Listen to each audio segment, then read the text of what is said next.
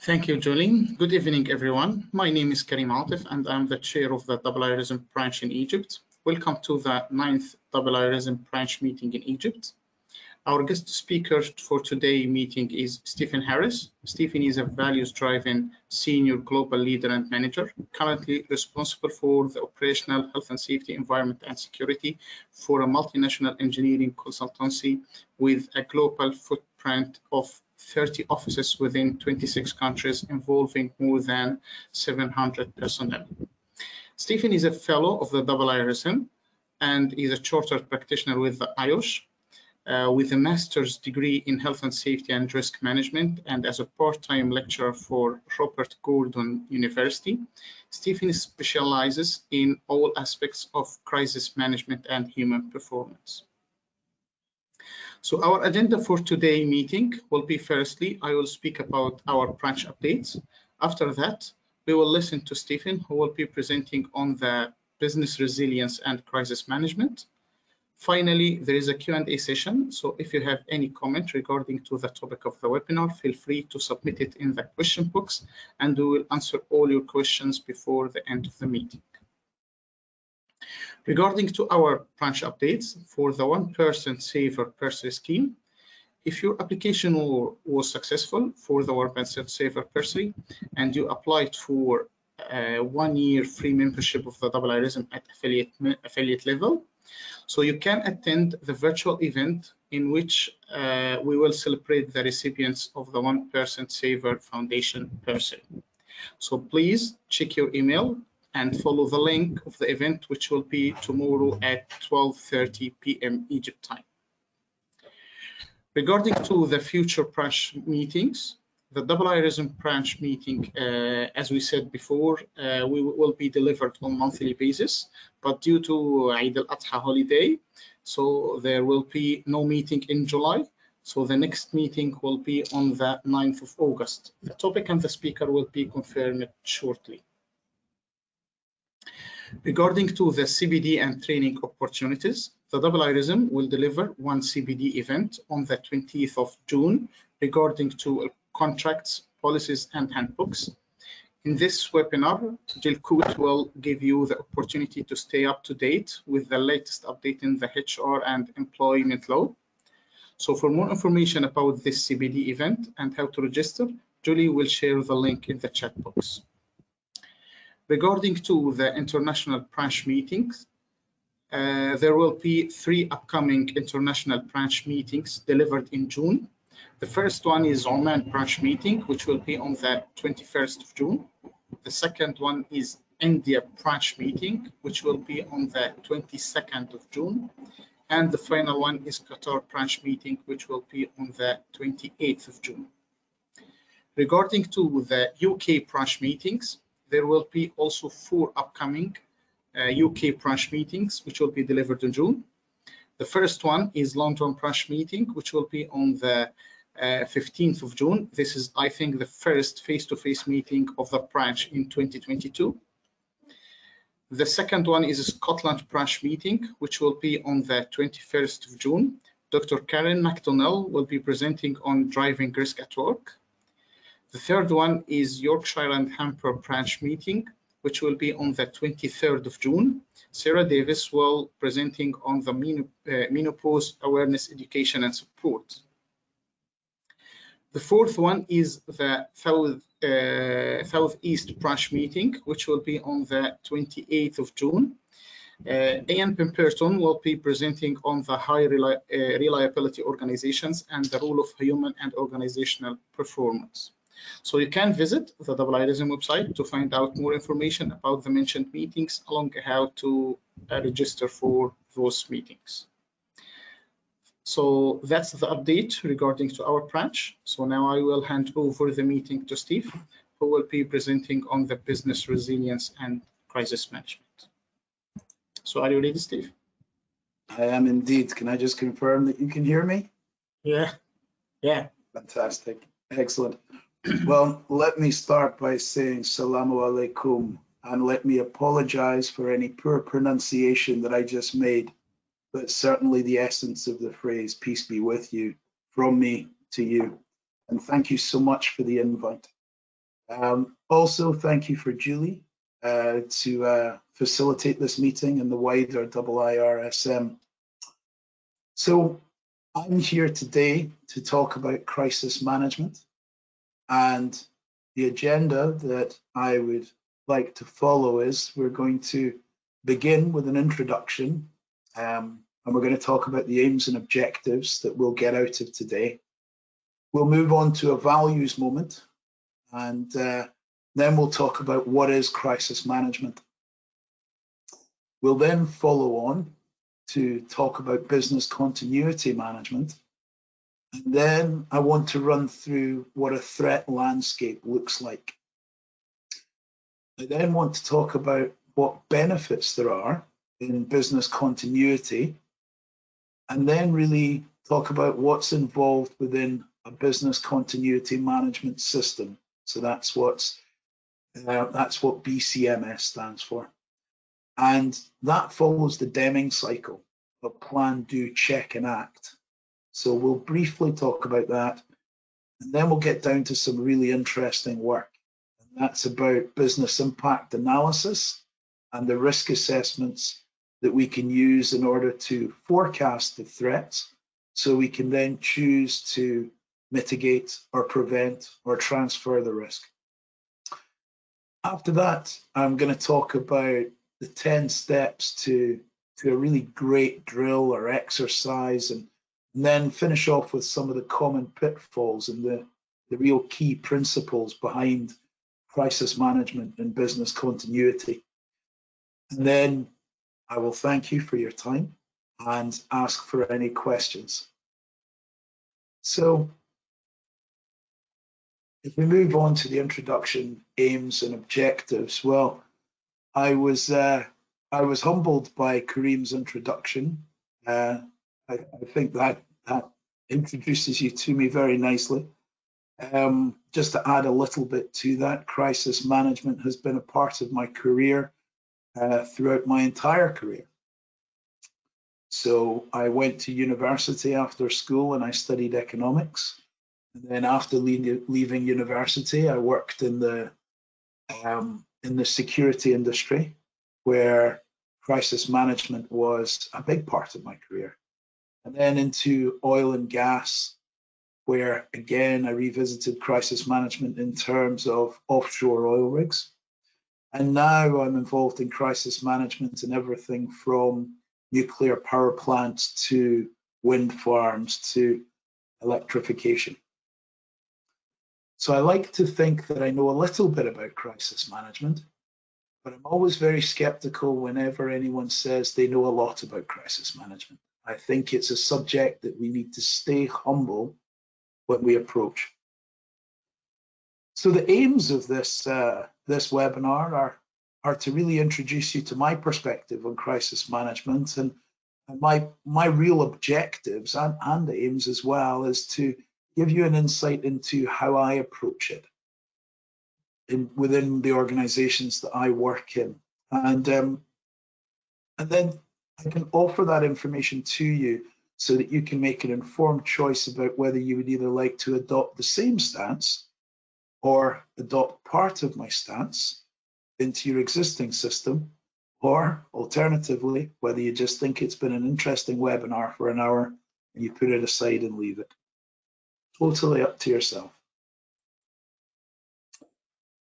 So I start every single webinar and every meeting I do with a values moment. And this is a moment that really sets the scene for the audience about what I'm going to be talking about. And it's not necessarily strictly related to the content, but it's valuable in that it frames the content. So the values moment that I'd like to talk about for a couple of minutes relates to crisis management, and it relates to myself personally. And this is a very personal story. And it begins last year in July, when I fell ill. And I tested myself for COVID, as I think everybody does when they get flu-like symptoms, which I had, and it came back negative. And it turns out that it was just a cold. But When I'd recovered from most of the symptoms of the cold, I still had a very hoarse voice. So my partner lovingly nudged me about a month later, when I still had a hoarse voice, to visit the doctors. So at that time in Scotland, visiting a doctor was quite challenging. So most doctor's appointments were on the telephone. So the first step was to phone the doctor. So I phoned the doctor and I said, you know, I had a cold and it's gone and I've still got a hoarse voice. And the doctor said, okay, well, we know the origin of where the hoarse voice comes from. It comes from this cold that you have. So let's give it another 3 weeks and see whether it gets better. And if it doesn't get better, give me a call back. So I waited for 3 weeks and I still had the hoarse voice. So I gave the doctor a call back and explained the situation. And the doctor said, well, do you think it's got any better at all? And I said, well, it may have got a little bit better. The doctor said, well, you're getting better.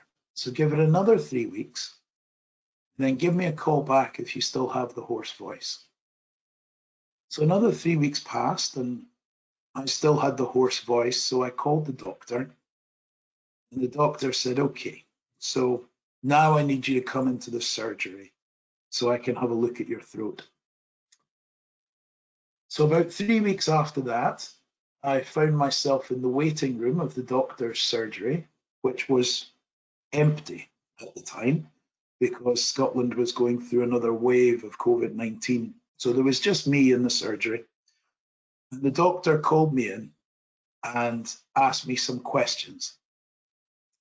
And I'd obviously thought I'd just damaged my throat when I was coughing when I had a cold. So I wasn't expecting anything exciting. But as the doctor asked me more and more questions, he grew more and more concerned. And about 20 minutes later, he asked me to take a seat. And he said, Mr. Harris, I've got two possibilities for you. The first possibility is that you have a condition called mild reflux, which is damaging your voice box and it'll go away on its own.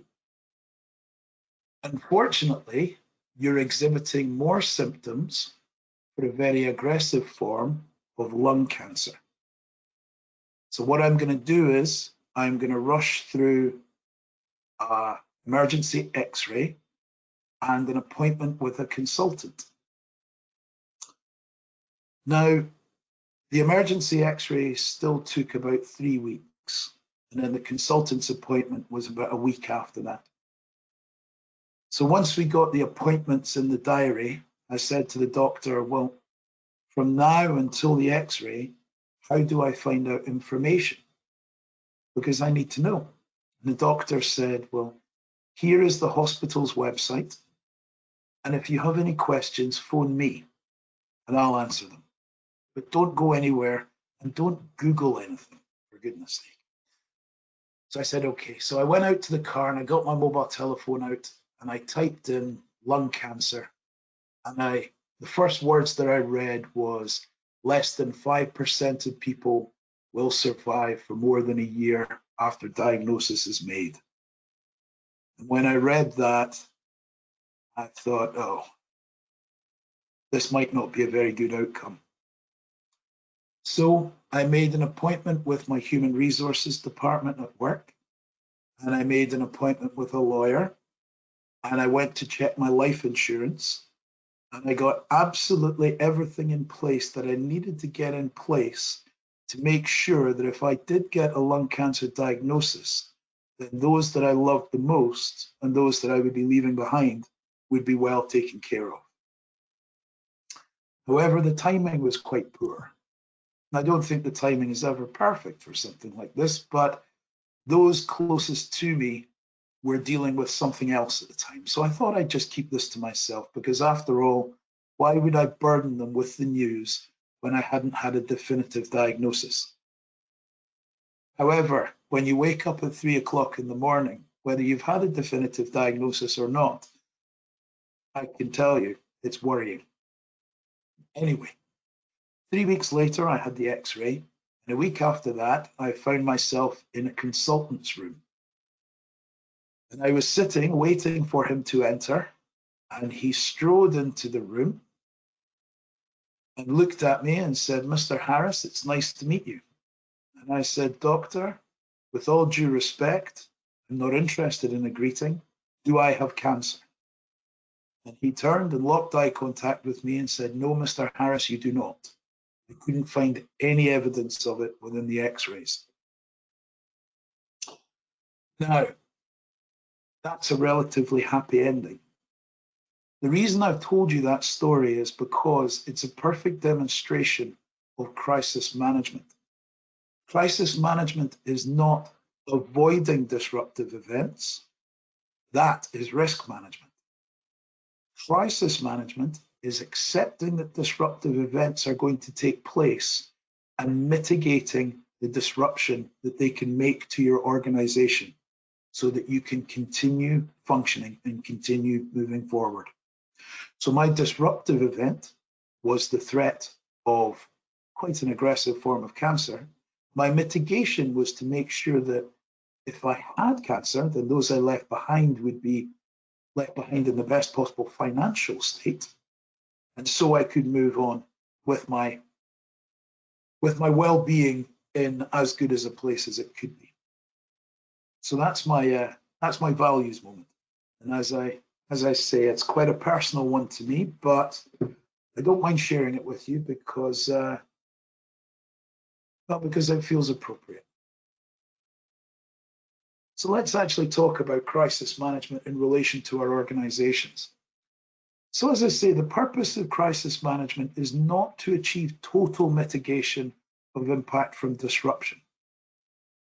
Instead, it's to understand and support the type and amount of impact an organization is willing to accept from a disruption.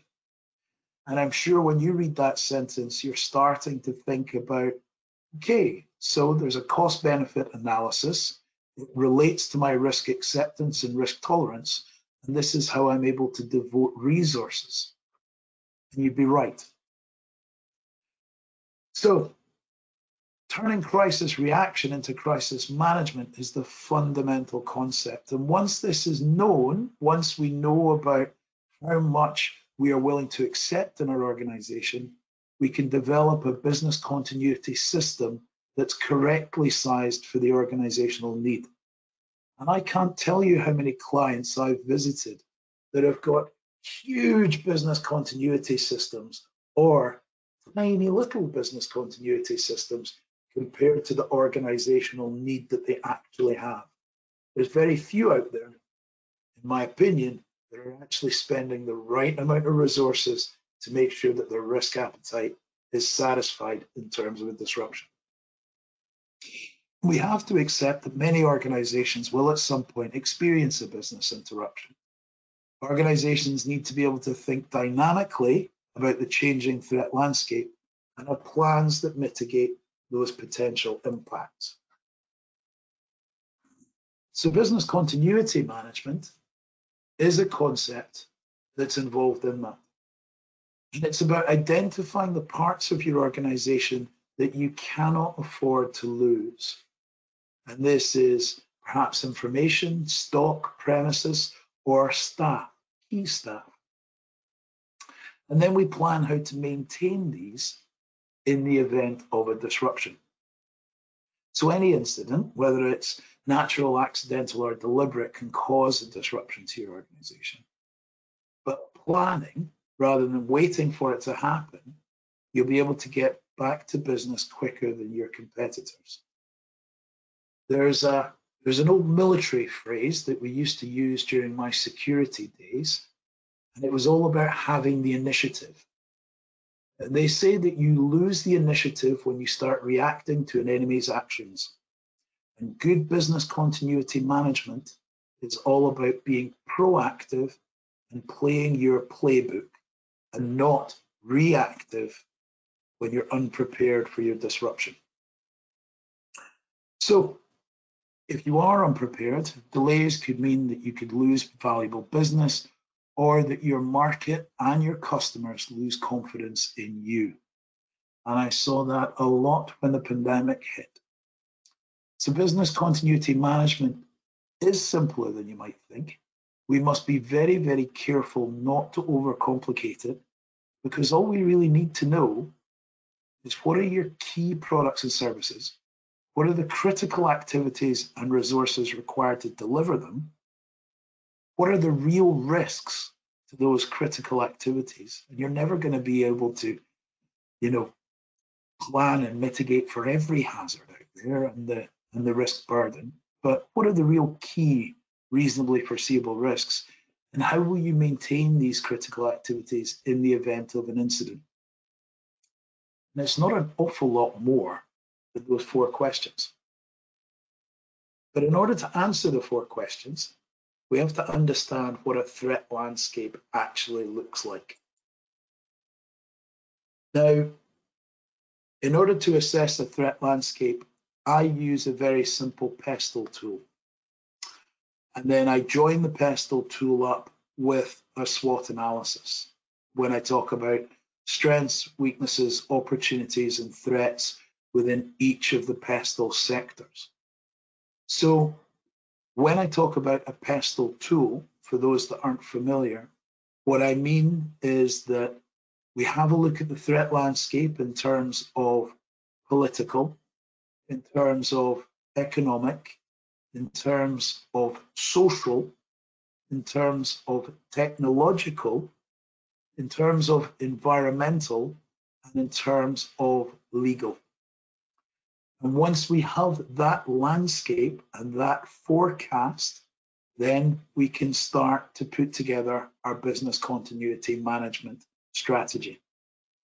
So if we have a look at some of the things that we're dealing with in the world today that our PESTEL would identify for us, we have a worsening geopolitical situation in Ukraine that is creating a horrendous humanitarian crisis and is also disrupting our global systems in terms of supply of certain commodities. And because it's disrupting those markets, it's also disrupting the price. So the geopolitical circumstances are a factor that we would need to take care of in terms of our BCM. Health. Health is something in terms of the global pandemic that we're all more than familiar with. And interestingly enough, the doomsday clock is so close to 12, not because of a biological virus, but because of a cyber virus. So when I talk about health there, I'm not just talking about the health of people, I'm also talking about the health of systems. And of course, the climate crisis, which is an exceptionally interesting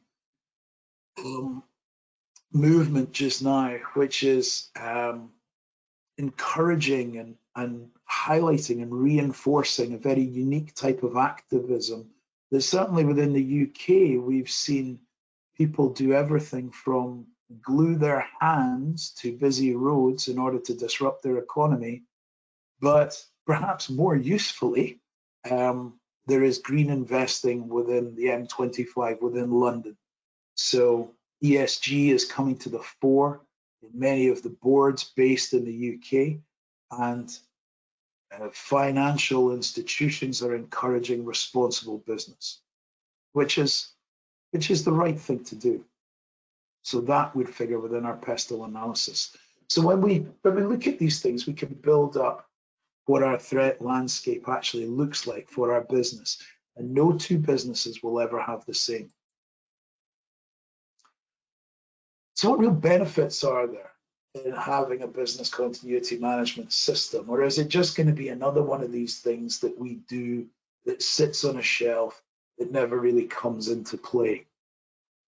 Well, in terms of organizational value, a BCM saves money, time, and reputational impact.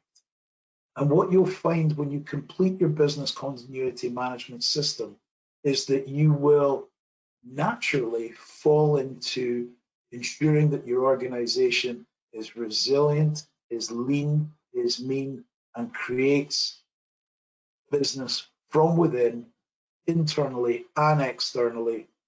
It'll be a healthy business. It also provides visible resilience to your supply chain and to your customers. So that's the current and potential customers. And they can take reassurance that disruption will not have a significant impact on your ability to continue providing your goods and services to them. In terms of a competitive advantage, operating when your competitors cannot obviously provides opportunity within adversity. In the short term, it might mean new business, and in the medium to long term, the reputational benefits would yield many other market returns. This can go from lessening insurance to simply having people seek you because they know that you're a safe pair of hands. And it also has a peace of mind. It brings peace of mind because the future is uncertain. The only real certainty that we have within the current world is change. Nothing is staying the same. So a business continuity management system gives an organization confidence that it can move forward if a disruption occurs. And this kind of peace of mind spans everyone from operations teams to board memberships, and it adds to a culture of success. So you'll remember when I was running through the agenda that I talked about the Deming cycle. And a business continuity management system operates on that cycle. It operates on a closed loop, plan, do, check, act system. And this ensures the learning from the do and the check stages inform the act and the subsequent plan stages. And in theory, this is cyclical.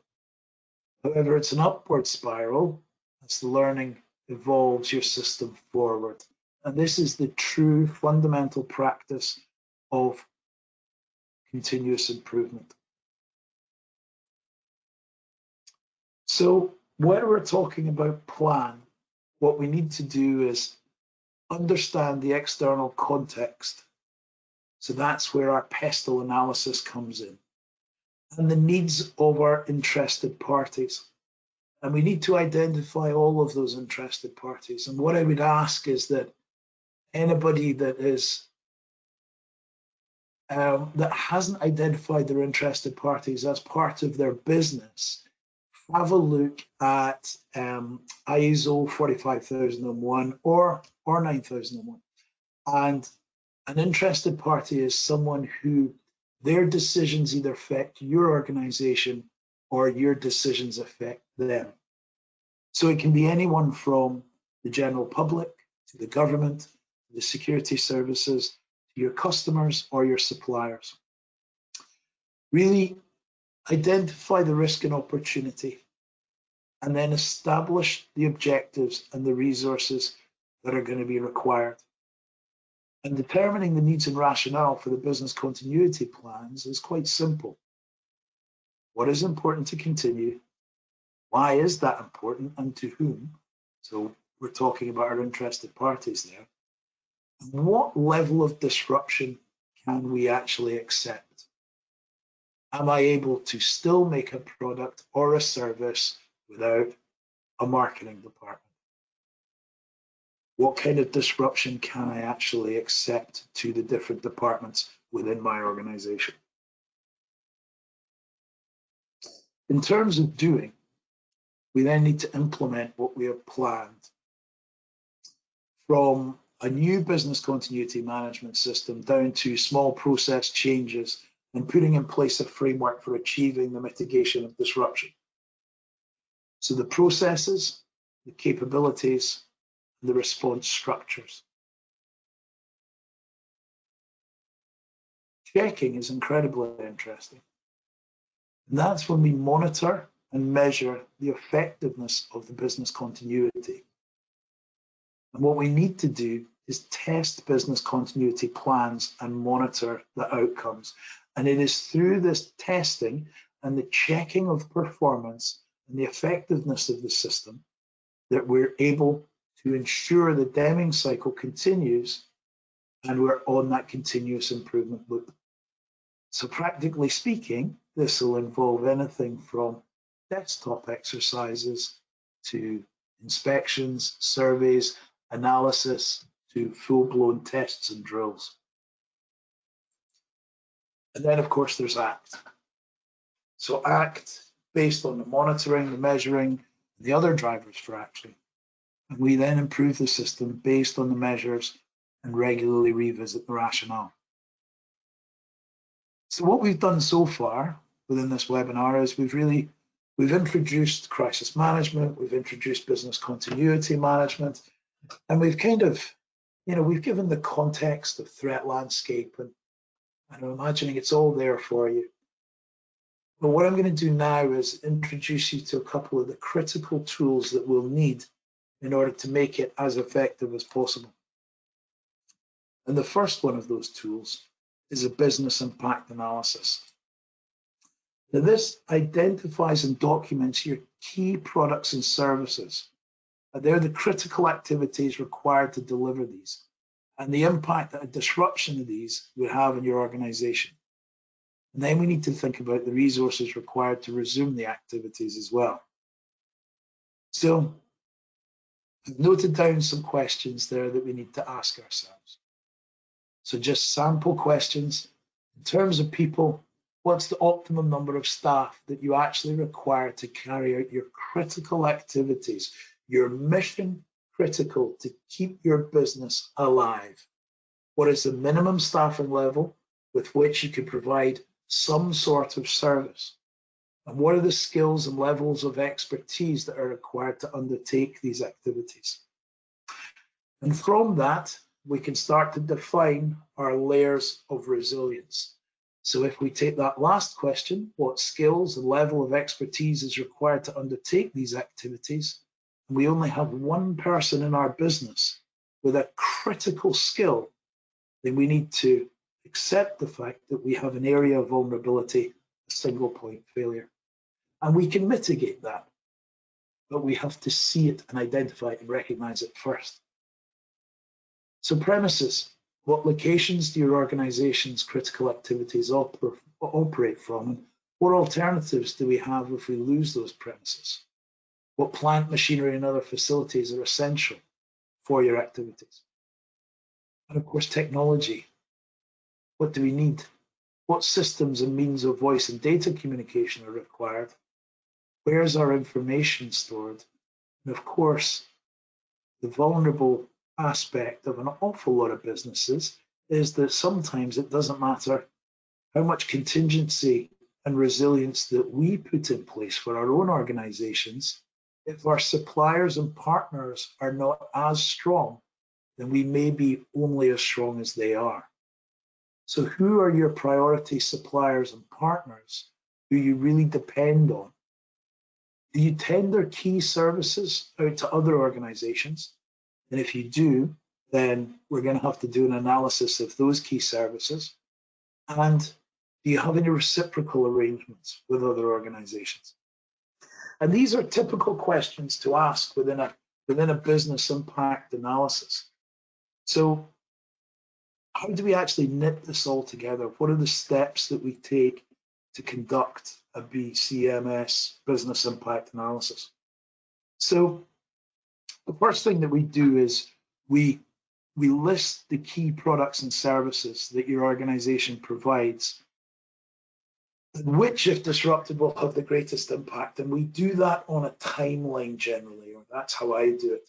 And I'll divide that timeline depending on the client into 24 hours. What kind of business impact can I accept within 24 hours? Then 24 to 48 hours, then up to 1 week, then up to 1 month. And I'll plot what kind of disruption and what kind of risk to the business there is from different risks, from losing, say, premises, from losing IT, from losing that key person. So, as it says in step 2, you can now identify the lengths of time that you can manage a disruption to each of your key products and services without threatening your viability as a business. You can then set the point in time at which each of your key products and services would need to be resumed in the event of a disruption. And then we can document the critical activities that are required to deliver those key products and services. And step number 5, we need to quantify the resources required to maintain the critical activities at an acceptable level. So now that we have that timeline between 24 to 48, 1 week to 1 month, and we see the impact of the disruption, we can then quantify the resources that we will need in order to maintain our critical activities to an acceptable level. But once we've done the business impact analysis, we then get on to the next stage, which goes hand in hand with the business impact analysis. That's the risk assessment. And you'll see how that happens within the next slide.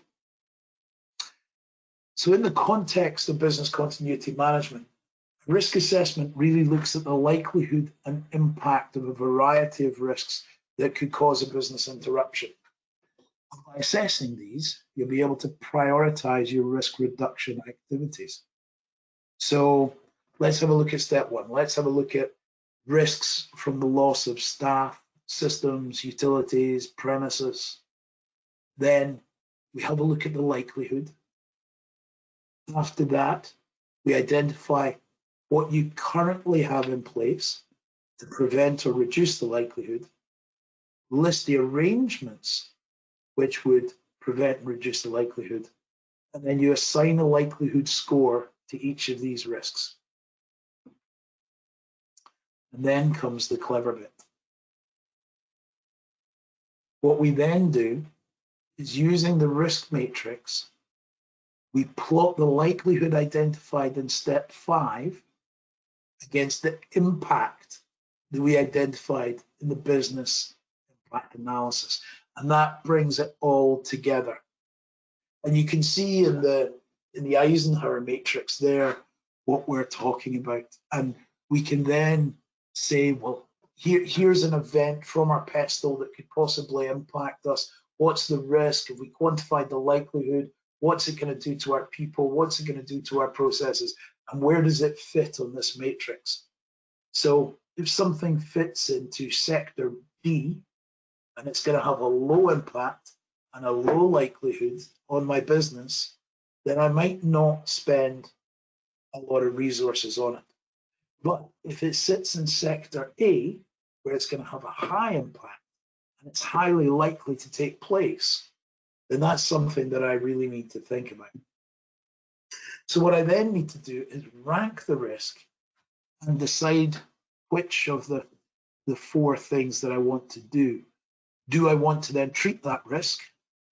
So use my business continuity management system to reduce the disruption by ensuring my activity continues and recovers. Do I want to tolerate it? So maybe I've got a large tolerance for risk, and maybe I accept the risk and do nothing. Do I transfer the risk? So the best response may be giving the risk to someone else. So maybe I pay an insurance premium, or I look at my contractual arrangements and I transfer the risk to another party. Or maybe I terminate the risk. Maybe I just suspend and terminate the service because I think the risk is too great. They're the 4 outcomes that we can really think about. So I want to go back over the fact that the business impact analysis is where you really look at what can obviously impact your business, and then you combine that with your risk assessment to then populate that matrix, which can then help you in your decision on how many resources, if any, you want to spend on moving your sector A's, hopefully, to your sector D. That would be the idea. All the A's, all the B's, and all the C's move into the bottom left quadrant. So how do we actually know that we're we're doing this properly. And I want to talk about exercises and drills here, because I see them being done in a range of industries and in a range of organizations, and it's very common for them to not quite reach their potential. So first step is identifying who the sponsor is and are they ready to commit resources for this drill? What experience do they have, and who's in the team, and what experience and training do they have? And who's going to facilitate the exercise? Because at the end of the day, if we don't have the right people in the room, and if we don't have the right sponsor who's sponsoring the exercise, and the facilitator doesn't know what they're doing, all we're doing is wasting our time, wasting our resources, and wasting our money. So once we have the right people in the room with the right facilitator, then we need to understand the business. So we need to have a good look at things like site plans, layouts, process flows, what the business does, how it works, what could go wrong, and what they worry might go wrong, and if there's any real special stakeholders. And of course, is there any useful information in the risk register where everything should really lie? We need to balance training and practice, because there's no point in an exercise if the team don't know how to manage an incident. Incident management in itself is a skill, and somebody needs to be taught how to do it. And if they haven't been taught how to do it, then there's no point in involving them in an incident.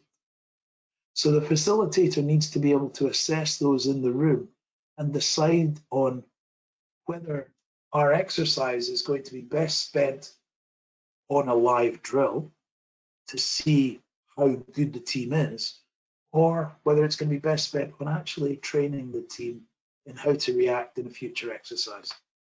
So new teams with new plans, they benefit from a simple desktop exercise where they're getting ready to get better. And executive teams might just appreciate a short process update or a briefing. You would expect them to be far more experienced. So just a short process update would be appropriate. We always need to set exercise objectives. We always need to know what we're aiming at. So think about the change that you want to see as a result of the exercise, and consider exercising or validating even small aspects of emergency response communication. You don't have to exercise or validate the entirety of your emergency response. Maybe just pick 1 or 2 or 3 bits that you think there are potential improvements in.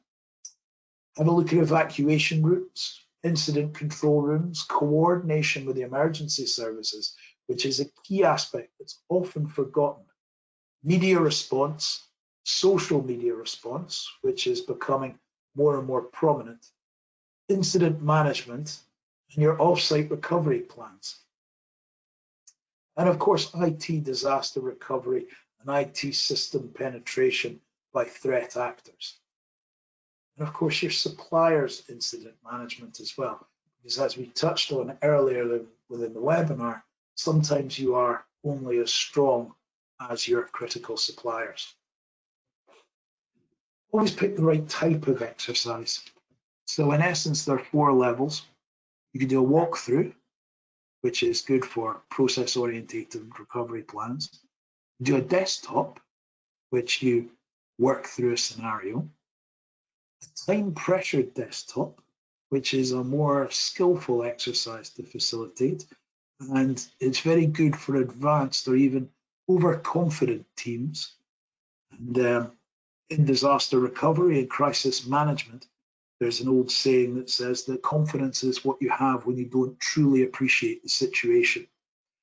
So time-pressured exercises can be good to bring a team back down to nurture that all-important chronic sense of unease when we really, as humans, perform our best. And of course, real-time exercises with normal business suspended and the exercise playing out as it says in real time. You also have to write a great exercise, one that's engaging and one that's plausible and something that will actually resonate with the team. I used to work with a security organization that would have makeup artists come down to site and paint on injuries on injured parties, so that we could train as best as we possibly could. And those types of exercises were absolute gold. But keep it simple. With a scenario chosen, you need to bring it to life with a series of injects. And what we mean by injects is that it will never stand still. Something else will happen, almost in the essence of an escalation factor. And be creative and engage your participants as well. You could mock up a Twitter post or mock up the front page of a newspaper that is talking about something that you could identify within your PESTEL. Perhaps it's political upset, perhaps it's a regulatory change, perhaps it's some social action that could possibly disrupt your business. Do the admin. It's always plan well ahead. Have the sponsor send out the invitation, have the right people in the room. And obviously run a great exercise. Run through the introductions, the roles of everyone in there, and really set the ground rules. Share the objectives and end the exercise with an after action review. What went well? What do we need to work on? And what do we need to do differently? And I choose my words very carefully here, but make it a psychologically safe environment where people are able to comfortably fail. Because it's only by comfortably failing do we learn and move on. And then, of course, set up the next exercise and take action. So there's a huge danger with business continuity or disaster recovery that you drill and everybody has a fantastic time at the drill. And it's a real culture builder as well. It's excellent. But what the facilitator doesn't do is set the next exercise, and it doesn't give the team updates on when the improvement opportunities that you've identified within your after action review are actually put in place. It is critical to engage everybody within that exercise and your wider business as well. So also think about the internal communications that you're going to send out and the feeling of reassurance that that will give your wider organization that you're taking business continuity seriously. Because in essence, that means that you're taking their livelihood seriously. And that's very valuable to people, obviously. So common pitfalls. Well, what do I see that doesn't go right? So the practical challenges are that it comes into action infrequently. I hope it does anyway. And that means that you are potentially managing your risk burden correctly. So we need to have a greater emphasis on things like business continuity planning, testing, or drills. Because it happens so infrequently, it drops out of people's psyche. So we really need to remind them about that. We really need to think about retaining organizational capabilities to support business continuity management. And we need to be talking about it at a senior leadership level. So for example, if you had one person within your organization who had an incredible pedigree at managing incident response, and they were very, very valuable in terms of business continuity management, but in their day job, not in their crisis job, but in their day job, their role was perhaps being made redundant. Could you afford to lose that person in terms of their day job? Yes, you could. Could you afford to lose that person in terms of their crisis management function? That's a different question. So we really need to keep BCM within the SLT psyche. And we need to regularly review the processes and rationale to ensure they stay relevant. An awful lot of our businesses resized. They had to rescale because of the pandemic. So that means that we need to review the processes in order to make sure they still work. Because a lot of our organizations, pre-COVID, don't look anything the way that they do just now. So what's the real key principles? So senior management and board directors are responsible for business continuity. That is a must. It must be understood, it must be accepted. Business continuity must also be an integral part of risk management. And in the event of a disruption, the absence of responsibilities, authorities, and roles can be fatal for personnel and ultimately terminal for the business. So a key principle is responsibility, so that people know that when the disruption event comes, they know they plan for it, what to do, where the accountabilities lie, and how you're going to ensure those critical processes continue. There has to be clear objectives. The organisation should have clear business continuity objectives that reflect the nature of the activities and critically the impact on their stakeholders. Because if we don't consider the impact on our stakeholders, our business will crumble. Those are the key decision makers, those that make decisions that affect us and that our decisions affect them. This supports the prioritization and resource allocation to the business continuity process. These objectives should clearly define the expected continuity levels and the times as well. So impact and risk evaluation, and that's the business continuity standard, is different in that it focuses on the what if. And also communication, we touched on it earlier, but it's absolutely key. All organizations should include how and when they will communicate within the organizations, with their customers and with their interested parties as well. And of course, testing. Testing is probably the most critical part of everything, because that's where you're able to tell whether your actual drills, exercises, processes, and procedures are able to cope with the forecasted disruption events. So in summary, there's a very nice diagram there on the left-hand side, and it's all about, as we talked about, understanding the organization, determining a strategy, developing and implementing the response, and exercising, maintaining, and reviewing. Within every single business continuity management or crisis management professional's mind is some kind of iteration of the other diagram, where you see the red in the middle and then the different layers coming out. And I call this the crisis management onion. And you probably won't hear anyone else say that, because that's my name for it. But the blue arrows in my mind represent disruptive events. And the different colors within the onions represent the critical processes within my organization.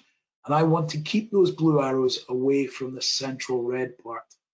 And what I'm doing in my head when I do my business impact analysis and then match it with my risk assessment is I'm going to decide how deep I'm going to let that blue arrow go before I need to put something in place to stop it. And that, in essence, is what business continuity management and crisis management is all about. It is not about avoiding all the disruptive events. It's simply about accepting them and putting measures in place so that when they happen, you're able to continue to supply your critical processes. So I'd like to open the floor up for questions. I know we're just about on the hour there, but Kareem, can I hand back to you and take some questions? Yeah, so no problem. So Julie, did you have any questions for the event? Not at the moment, unless you do. If anybody wants to ask the questions using the questions box now, please. Do you have any questions, Kareem, for Steve? No, thank you. Everybody's really shy this evening. Yeah. Yeah, I usually have the opposite effect on people. No, it doesn't look like we're going to receive any questions. I was a couple of saying thank you, great presentation. Thank you for the presentation. What I would say is that If you have any questions that come to you in the future, please direct them to me. You can find me directly on LinkedIn or through Kareem and his organization in Egypt. But I am a servant for IIRSM, for your organization, so I'm here to help. So even if there was a part of my presentation that perhaps wasn't delivered brilliantly and you want to talk more about it, I can always find time. Thank you. Thank you. Or people can contact me through branches@IIRSM.org, and I'd be happy to pass on your questions or comments directly to Steve. Okay, so that just, oh, sorry, you first, Kareem. No problem. So are we have any now or not? Pardon? Sorry, I didn't catch that, Kareem. So did you have any questions now or not? No, still no questions. So thank you everyone for attending our branch meeting today. And as we all usually said, feel free to bring on your wider networks who will be needed to be educated, give them the opportunities to learn and attend our future events. Also, I would like to thank you, Steve, for accepting our invitation to speak in our today meeting. Yeah. Yes, thank you, Steve. I really appreciate you stepping in and giving us such a well-informed presentation. And thank you, Kareem, and thank you everyone for attending. As usual, the recording will be uploaded onto the IIRSM YouTube channel, probably tomorrow, hopefully.